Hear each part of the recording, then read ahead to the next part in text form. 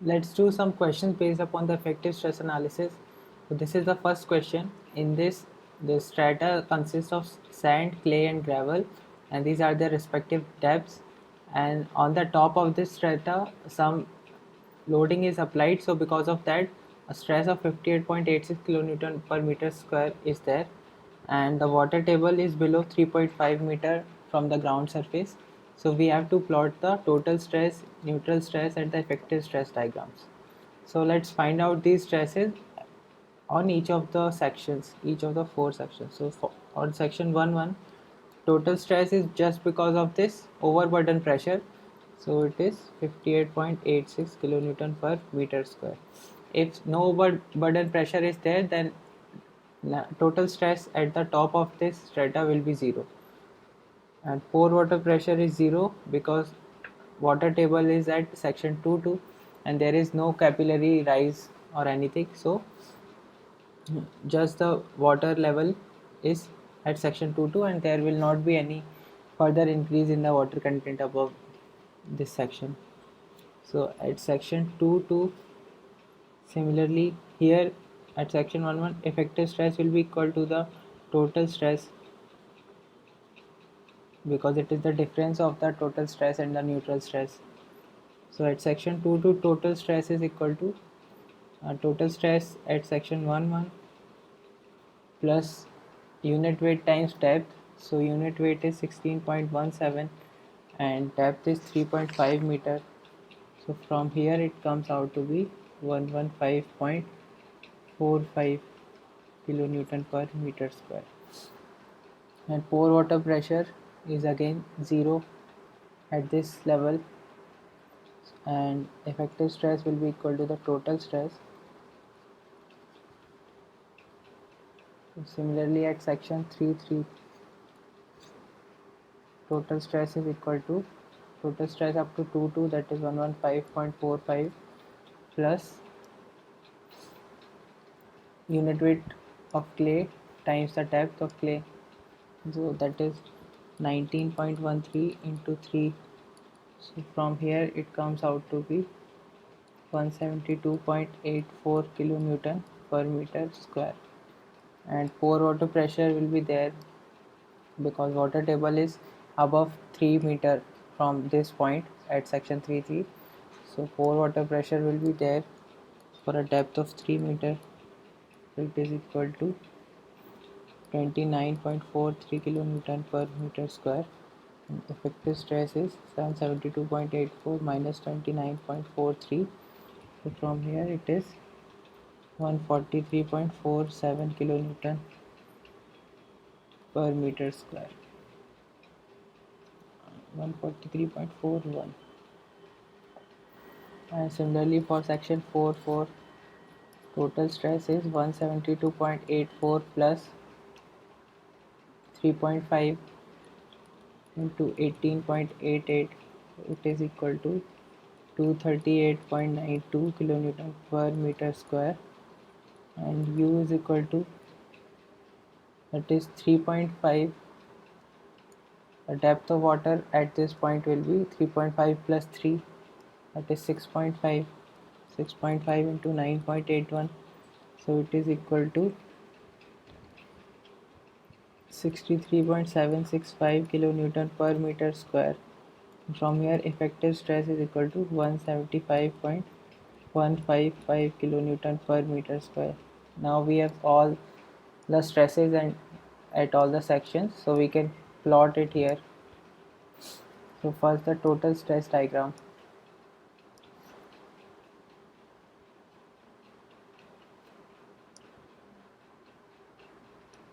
So at 1 it is because of the surcharge,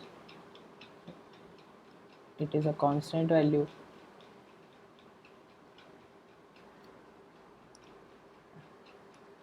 and after that it increases with the slope of this unit weight of sand, with a slope equal to the unit weight of the sand. So from there this line will be like this, and after that its slope will be equal to the unit weight of clay. So this slope is more.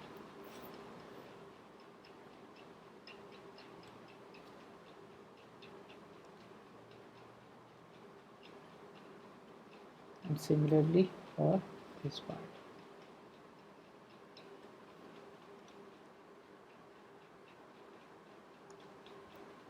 This is the diagram for total stress, and we know the value here, it is 58.86, and section 2.2 it is 115.45, section 3.3 it is 172.84, and here it is 238.92. And for pore water pressure, similarly we can plot. So in this region there is no pore water. It will start from the section 2.2 and its slope will be equal to the unit weight of water. This is the line.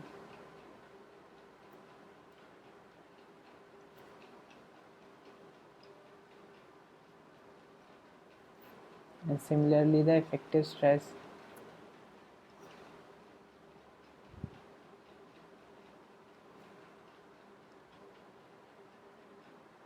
So up to the zone where there is no pore water, it will be equal to the total stress, and after that it will be less than the total stress. So this way we can plot these diagrams. And similarly, let's see the next question.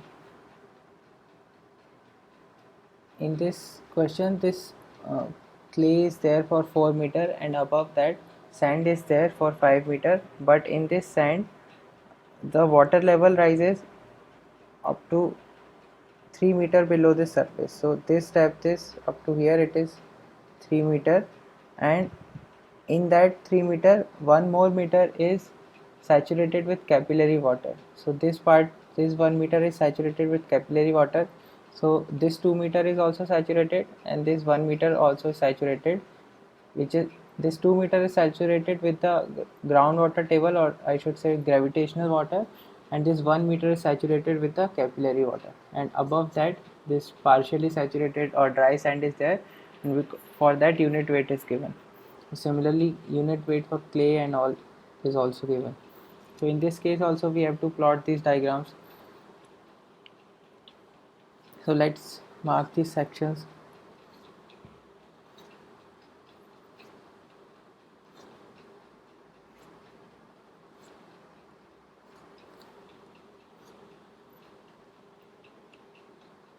At section 1.1, total stress will be 0 because there is no surcharge or anything.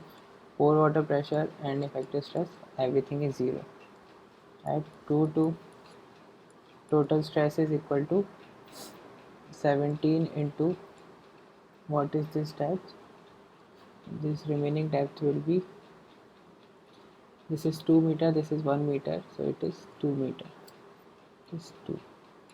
This is 34 kilonewton per meter square.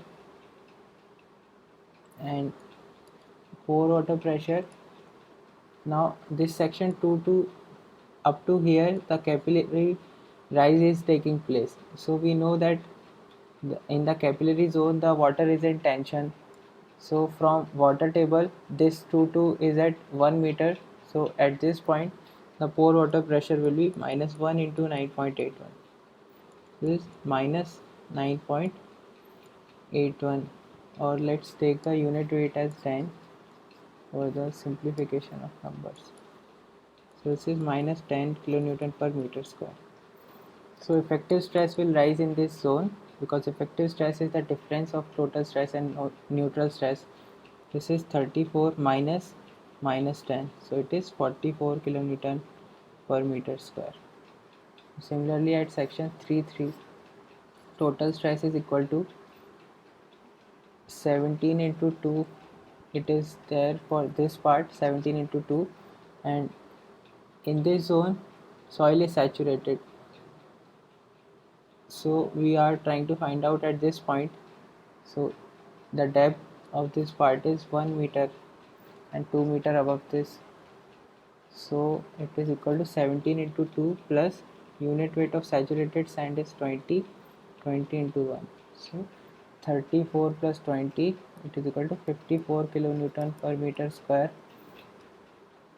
And from here U is equal to, so at this level we are at the water table. So at water table the pressure is atmospheric, and when pressure is atmospheric then pore water pressure is equal to 0.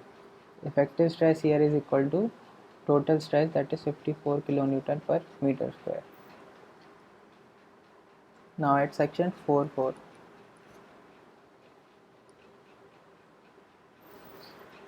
So total stress up to section 3.3 plus in this zone also the soil is saturated, that is saturated sand. So it is 2 into 20. So this is equal to 94 kilonewton per meter square.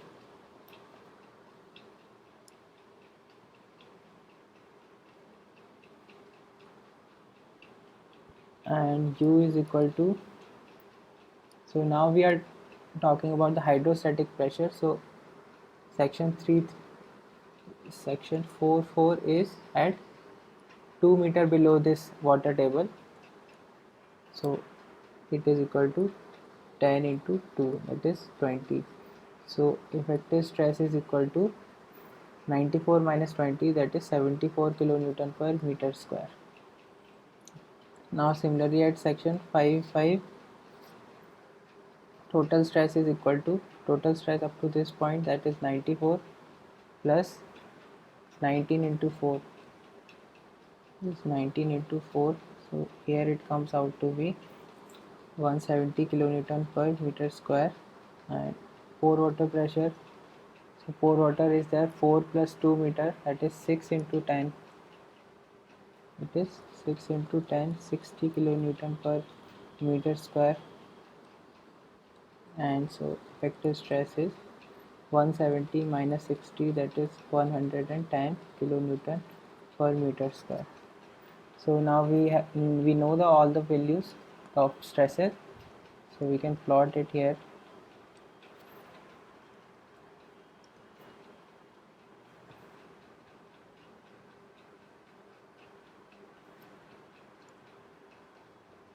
So total stress can be plotted as we plotted it earlier. So here it is 0. Next section 2 it is 34.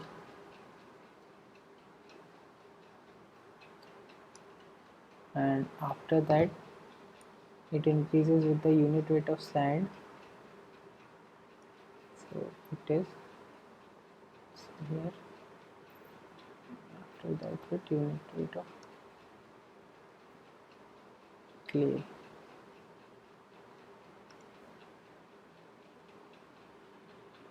If we want to write the values, so it is 0, then it is 34 here.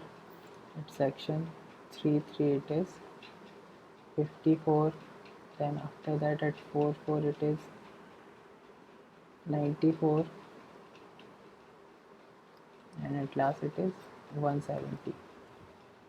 Now the pore water pressure diagram.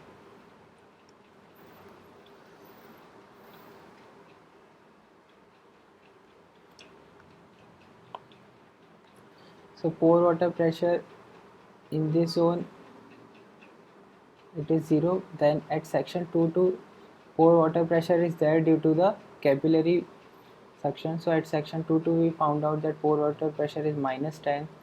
So it will start from this side. Section 2.2 minus 10, let's say it is here. It is minus 10 like this. And after that at section 3.3 it is 0. And so it will come like this. And then it will keep on increasing up to section 5.5 with a slope of unit weight of water. So it will be like this. So if you want to write out the values, this is minus 10, here it is 0, and after that below 2 meter it is 20, and here it is 60. Similarly, we can make the effective stress diagram also.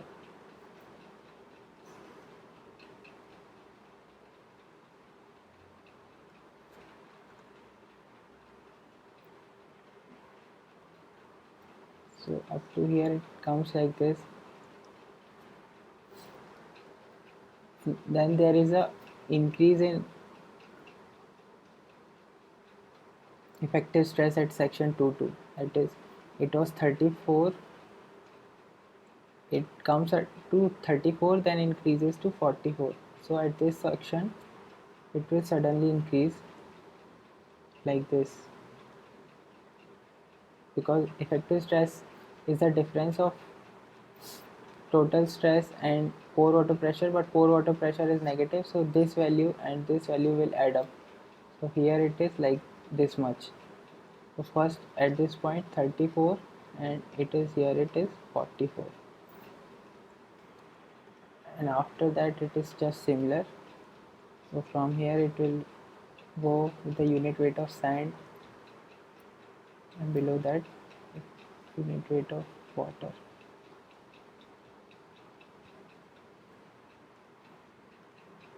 So this is the diagram for all the stresses. You can write the values also.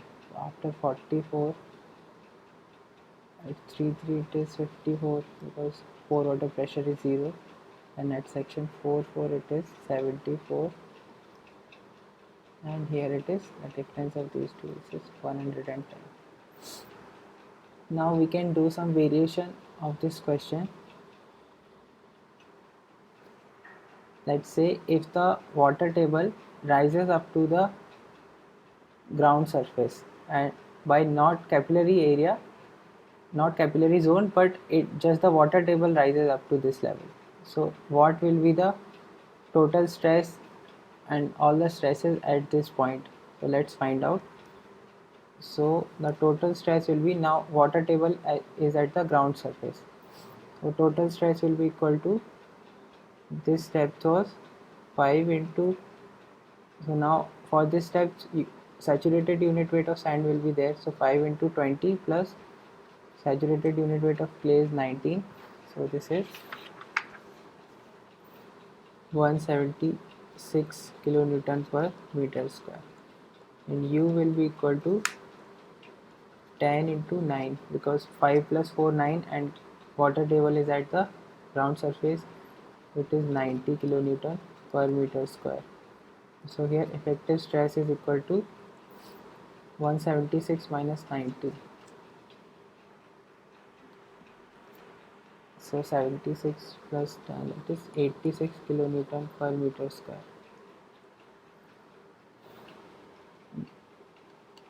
Now let's say this is for the condition when the water table is at the ground surface. Now let's say the this water table rises further above the ground surface, and let's say it rises to 2 meter above ground surface. Now what will be the changes in stresses? So in that case total stress will be equal to this, in this area only pressure of water will be there, so total stress will increase by the this due to water, so pore water pressure times the depth, that is 10 into 2 plus whatever this stress was there, so 5 into 20 plus 4 into 19. And similarly pore water pressure, before it was how much, is 10 into 9 plus now 2 meter is has increased, so 2 into 20, 2 into 10. So the effective stress in this case will be the difference of these two, so this increase in pore water pressure will cancel out, and the effective stress will come out to be equal to what it was before. So it is just 86 kilonewton per meter square, and here also it is 86 kilonewton per meter square. So here we can conclude that if the water table rises above the ground surface, so it does not change the effective stress, it will change the total stress and it will change the neutral stress, but the increase in total stress and increase in neutral stress will be equal, so those increase will cancel out that increase, so the effective stress will be same, it will not change. So I hope it was helpful. If there is any doubt, please tell me.